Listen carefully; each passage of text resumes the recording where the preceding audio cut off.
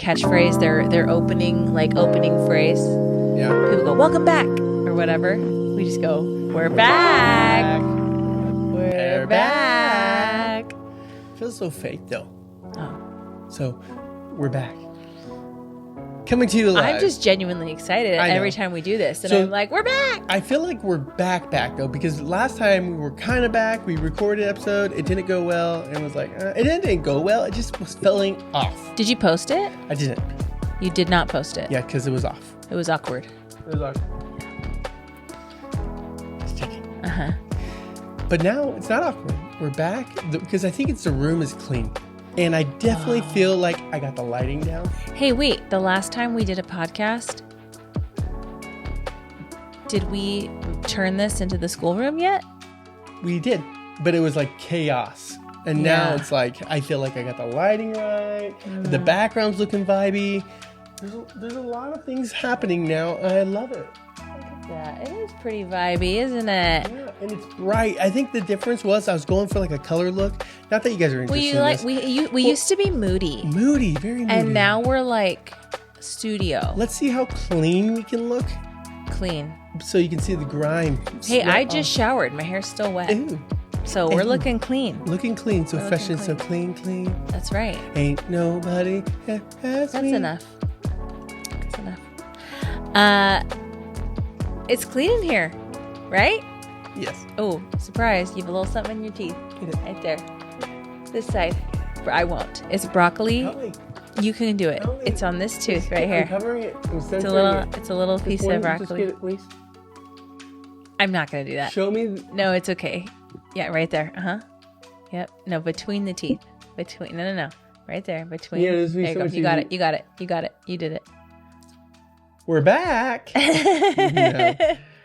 So Here we are. here we are. So we just going to go straight into it. We're not doing anything special anymore. What do you mean? We're not doing 3 camera setup. We're not, having all this We might one day. rigmarole. Ooh, rigamaroo. It's your Rigmarole. favorite It's word. my word, jigamarole. Jigamaroo.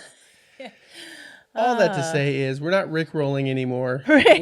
We're going single cam, looking at each other, That's and true. this full frontal kind right of- now. Ooh. Yeah, We're kind of like back to our roots in a way, which I think that's what made it special. but elevated, because Yeah. we used to share a single piano bench, and we used to have to like entwine our legs. Yes. Now we have the couch, but we're back. We're not doing this whole 3 cam live feed. I missed the intertwining of the legs though. Do you? Yeah. We could do that later. Okay, don't worry. Saying that, Children watch so us. are we saying what we think we're saying? Yeah, We want to hop right in we're hopping in. to question of the day. But I think these are questions we've answered before. I know, but it's cool to have the. Oh, okay. We're gonna hold up the imaginary. Here we go. Question of the day. I've been in a very singing mood for the Yeah. past 3 months. Oh, you think so? I've been singing everything at work. Anytime a lyric comes into mind, I'm blowing it. Is that what they do now? They blow it? Nope. Lyrics? Nope. Is that what the kids are saying that it they're these not days? saying it. When you feel a song coming on, just blow it. Is that what they say? No, they said Okay. beat it. Just beat it. Equally beat horrible it. word. So just let's move on from that topic. Okay, so the question, Alyssa, do you know the question? No, I Okay. thought you were going to ask me something. Well, we just came to a conclusion that we're growing up. Aww. Yes, we're no longer young pups. We're no longer ignorant fools. Sometimes. Most times. I would say depending on the subject, some things we are ignorant of and some things we're not. Yeah. But One thing I feel like we've grown in is this like, oh, that's the question. There you go. What areas do you feel like as a 33-year-old woman feel like you have grown past that immaturity stage into like adulthood, into like where you're no longer like this season of college, young adult, no longer this inexperienced mom. You know, you got a couple of years underneath you, Yeah. like 8. Saying that, Almost. yeah. Yeah. But just saying that, like, what are some? We could talk about motherhood. We could talk about our faith. What areas do you feel like you have jumped that hurdle? I've grown. You have grown. How have I grown? Past that, you're into that next stage of life. Good question. You know, It's a good one. It's a good question.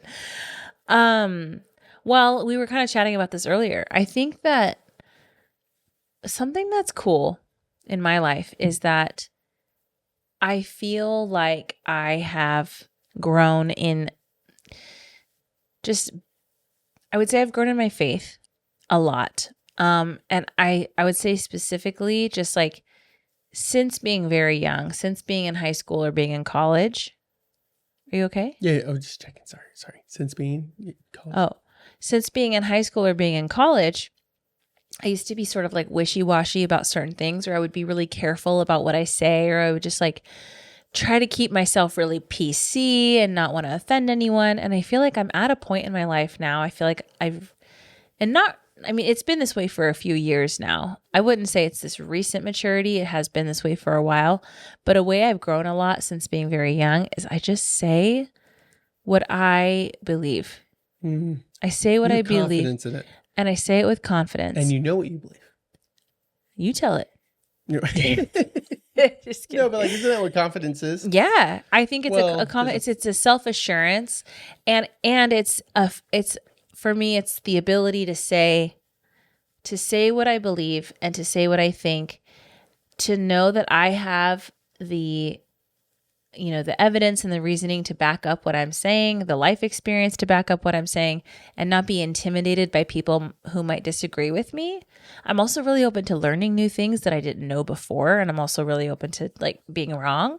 So I feel like that shame of it being gone makes conversation so much richer. Well, I feel like it too is that in that second half that you said that that you're open to learning. I feel like that's always been the nature of our relationship and who we are as people. Mm-hmm. I think that's a great place to start. Mm. So if you're looking to go to that next level, start there. You don't know Jack, and neither do we until you start learning to know Jack.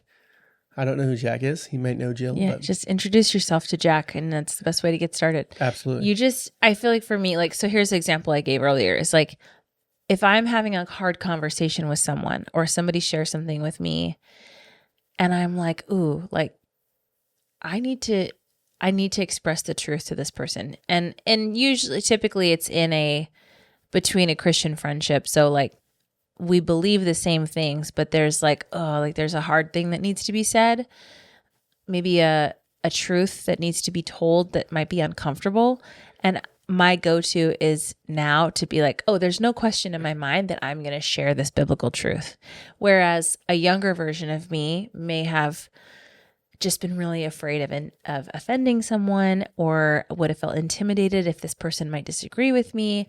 And now I feel like, no, like I know who I am. I know who God made me to be, and I know who the Lord is. I know his truth, and I'm going to just share that regardless of like how I might being worried about how people feel. And that's the hardest thing is like you are trying to overcome that feeling of how others feel about you, and the identity that we may struggle with of like, I want them to like me. I want to be included. I want to not be left out. I don't want to be that weird one. Mm-hmm. I don't want to be the one that calls everyone out.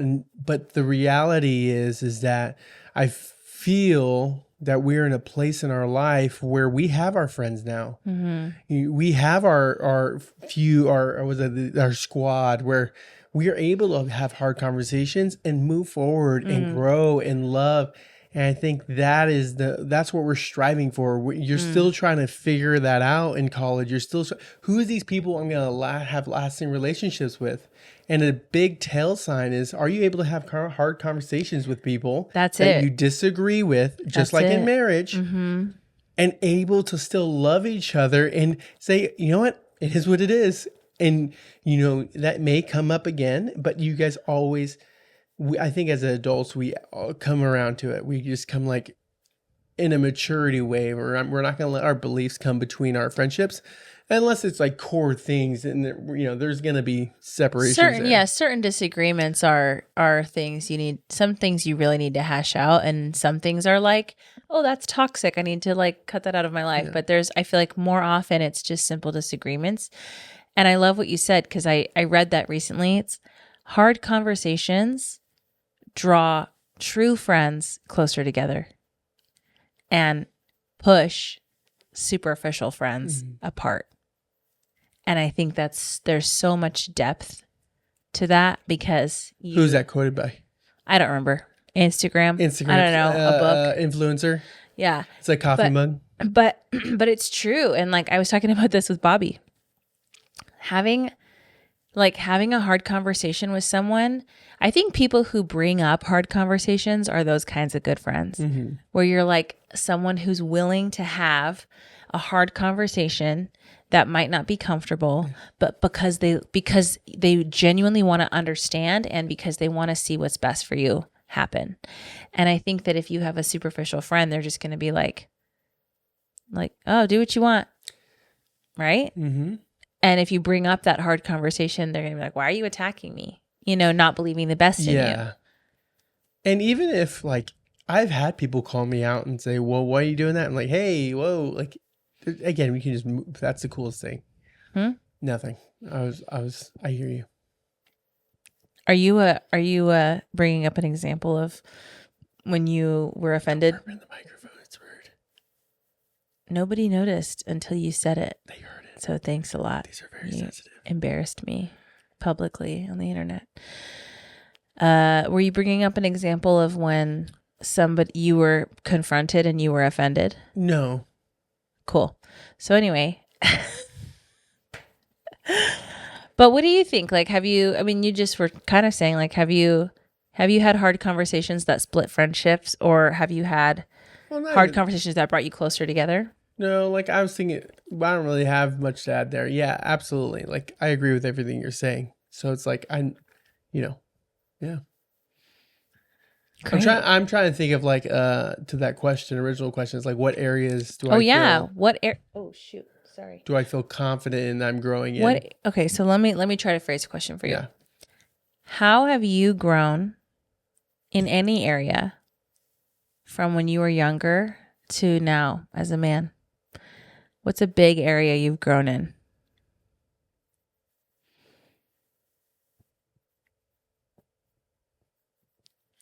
I believe I'm better at reading a room.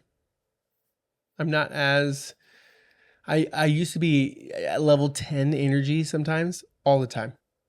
When it came to interacting with people, parties, encounters with everyone, just be so intense. Because maybe it's full of testosterone. Maybe it's I was just wanting attention. I don't know what that is.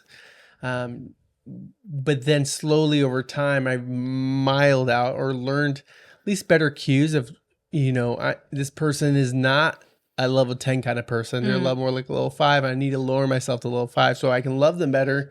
And I get to know them. Because if I'm a level 10, people may think like, this guy is, I feel like because I have so much energy, they're like, this guy's not real. This guy... You can't be taken seriously. You can't be taken seriously, or I don't have depth. I'm just all rah-rah. And no, it's like rah-rah is like, it's a part of my life and I love it. And there's excitement. I can go hard at any moment.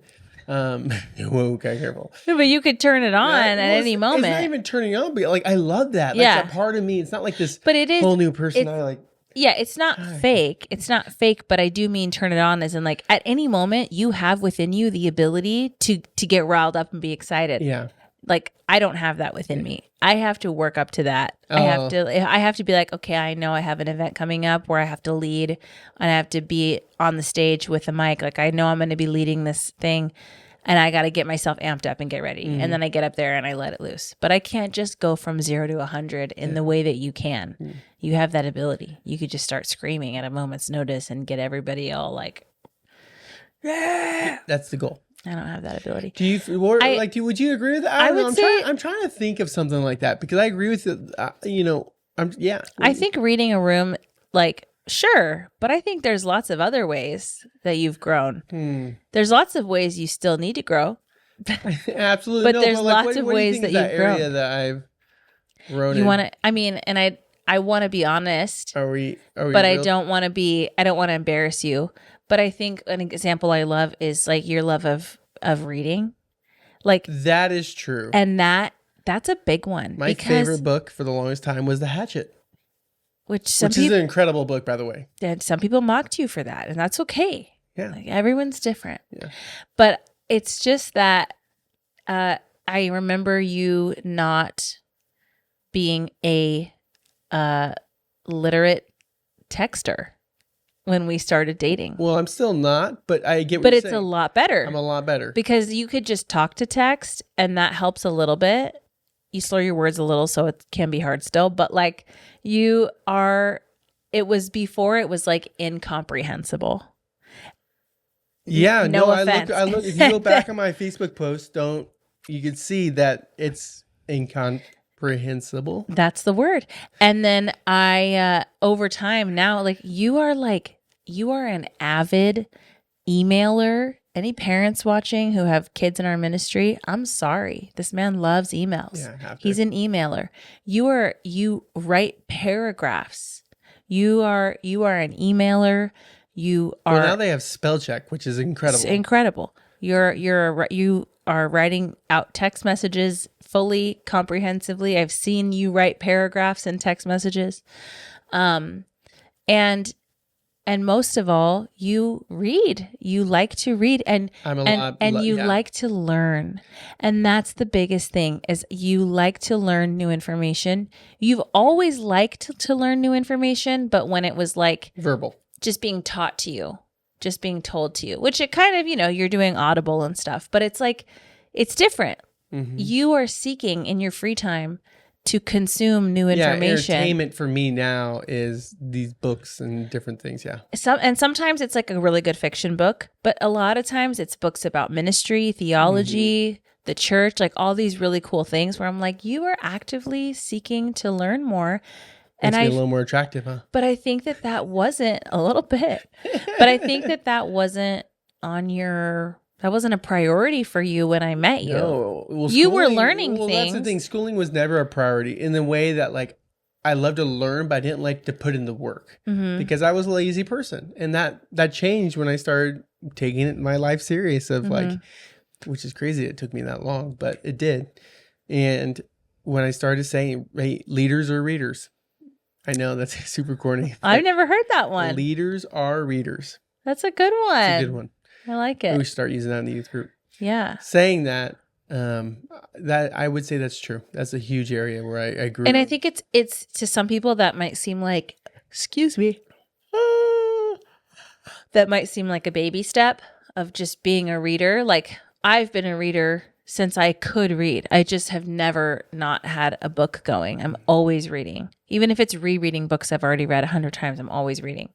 So that's like my default. But I think that's a really big deal for you and for people who never had a passion for learning before to suddenly be, like, I'm going to read a book for fun. Yeah.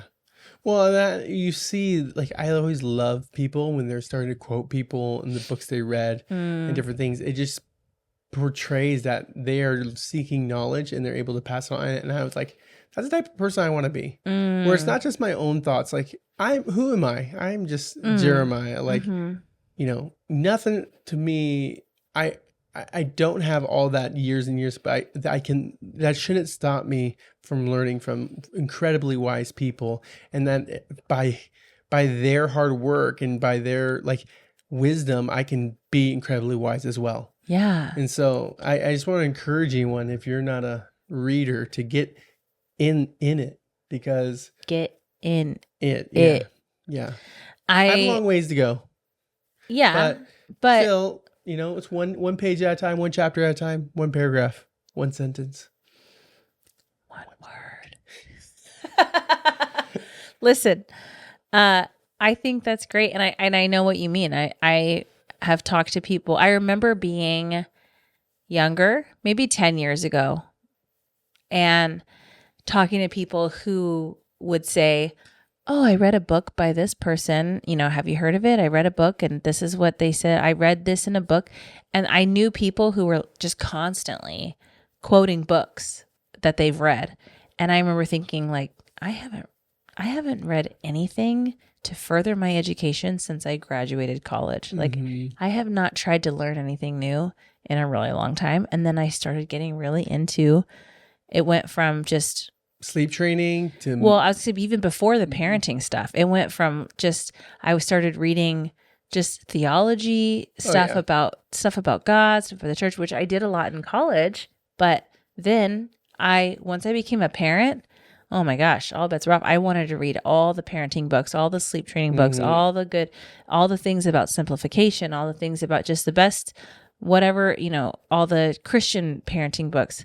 The whole world was open to me. And I was like, I love quoting books that I've read because there's certain things you remember and it comes up in conversation. And I'm like, oh, I feel like it's cool for me to be able to be in a conversation with somebody where it's not just me sharing, regurgitating what I think, but to say, I actually read this in a book by somebody who's much smarter than me and it could help you. It's and a they good could feeling. be wrong, but you know, at least it's a cool feeling. It's a great feeling. No, I absolutely. I think it gives you some legs to stand on.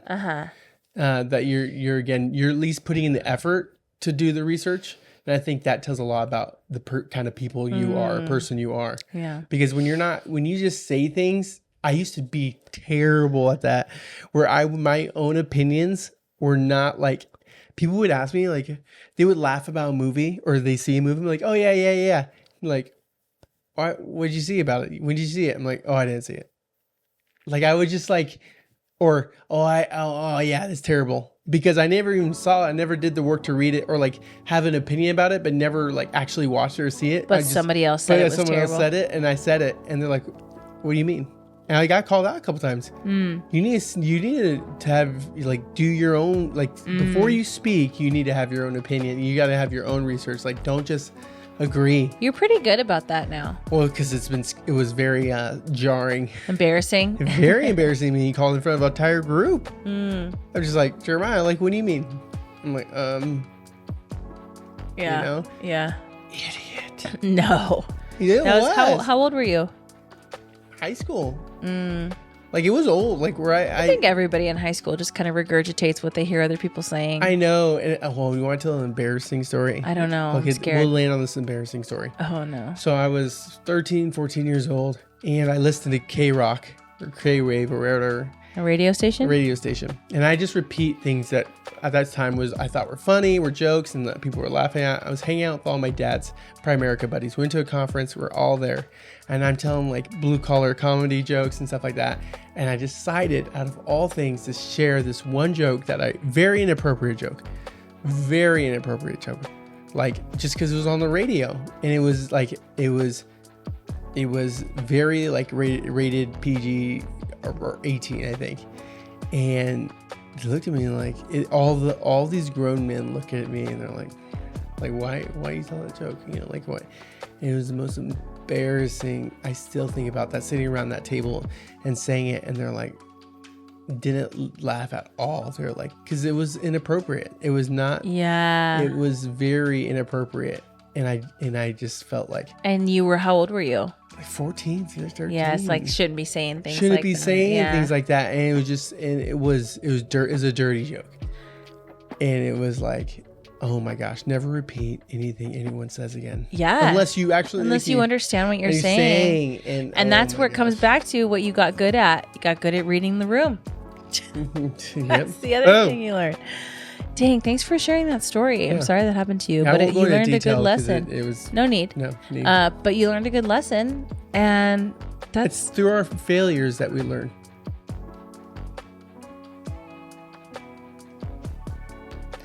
Good night. Good night. That was a good one. I liked it. Love you. We're back. We're back. He's back.